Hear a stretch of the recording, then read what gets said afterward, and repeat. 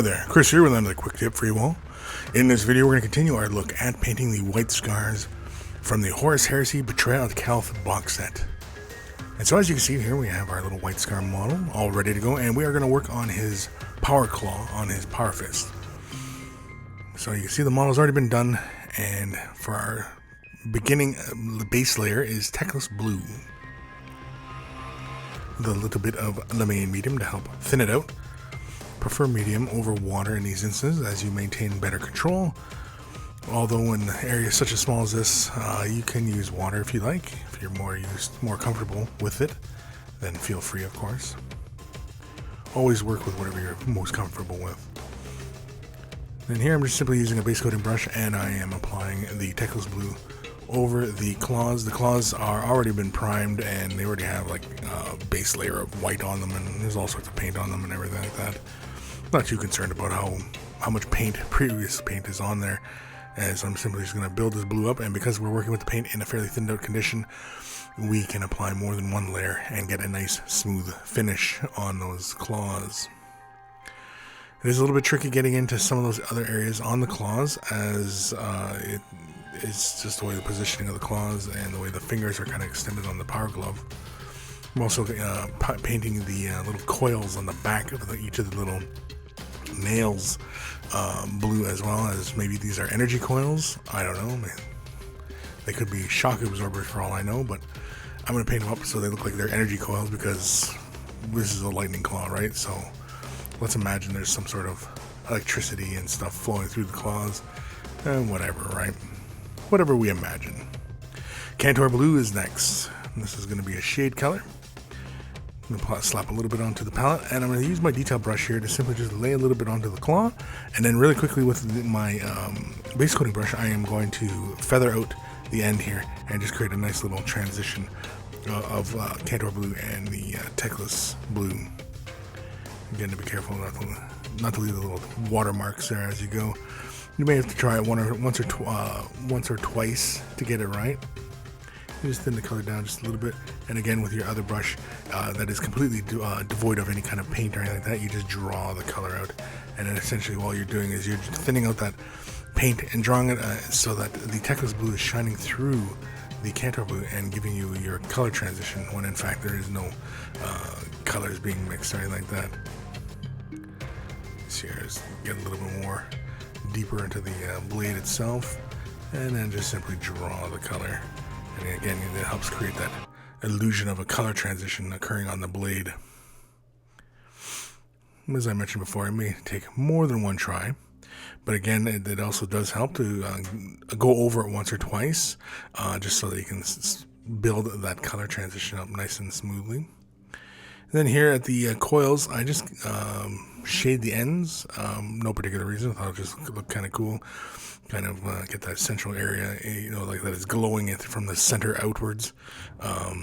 Again, aesthetic choice. Lothern Blue is next. This is going to be an edge highlight along the blades. And this is pretty much the entirety of each of the little blade faces that we're going to run this edge color. And we're going to do this for each of the claws.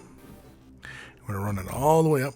Now again, we could have highlighted the end of the claw with this Lothern Blue, but I wanted to maintain a very darker blue as opposed to going to a fairly light blue on the claws. I wanted to make the claws seem quite dark in contrast to how bright the armor is on the model itself.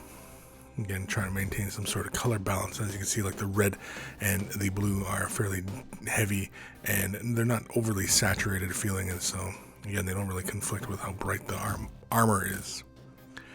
And then just real quickly, I'm using the Lothern Blue, just kind of create some little highlights in the coils itself, concentrating more on the bottom end of it, and then just kind of lightly bringing it up towards the elbow, just so it seems like there's a little bit of a color gradient going on there. It's a little brighter at one end. Next, we're going to take some Balthasar Blue and some White Scar. We're going to mix these in roughly a 1-to-1 mix ratio. And of course, I always say roughly because when we're taking our paintbrushes and pulling out little daubs of paint, it's not exactly scientific or accurate as far as how many ounces you're pulling out. And then next here, we're just simply going to just edge highlight the blade again. We're not going as far as we did that previously, and this is just simply going to be and really just the tips of the blade itself. Again, we're just looking to create some really bright contrast along the blades. It's sort of like a non-metallic metal effect we're going for here with the transitions getting really bright along the edges and deeper color at one end and getting bright on the other. And I'm sure you're all familiar with non-metallic metal by now. If not, it's fairly straightforward. Basically, you're just kind of following these guidelines. Just a shadow at the top, highlight down towards the bottom, and then just edge highlight all the way around your facet, whatever facet you're working on. And again, we get to the highlighting of the little coils, and I'm just kind of showing more of that color down at the bottom end of it. And that is pretty much it for the blue. Next, we're going to come in with some Balthasar Gold. And this is going to be the base tone for the little, I don't know, the little things there. I don't even know what they are. Little knuckle pieces, I guess. I couldn't even begin with to tell you what they were. Little techno doodads. We'll stick with techno doodads. As you can see here, we're just very carefully trying to get the paint onto those little techno doodads without getting paint anywhere else, as is our struggle when we are painting our miniatures. Next, I'm going to take some Agrax Earthshade, and we are going to apply it over the entirety of the gold areas, as well as help create a little bit of separation. So I'm also using it to almost like blackline the lightning claw from the power fist itself. Creates a little bit of separation, keeps a nice deep shadow in those areas, and keeps it visually interesting as well.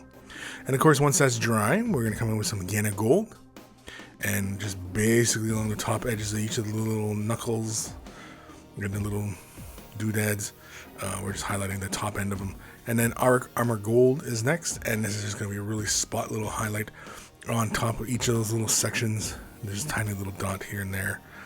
Again, it's not a whole lot being used, and that'll pretty much do it for the gold, and that'll pretty much do it for the claw itself. We've got even more painting tutorials in the silver MiniWarGaming vault. You can watch another one today about freehanding the White Scars icon.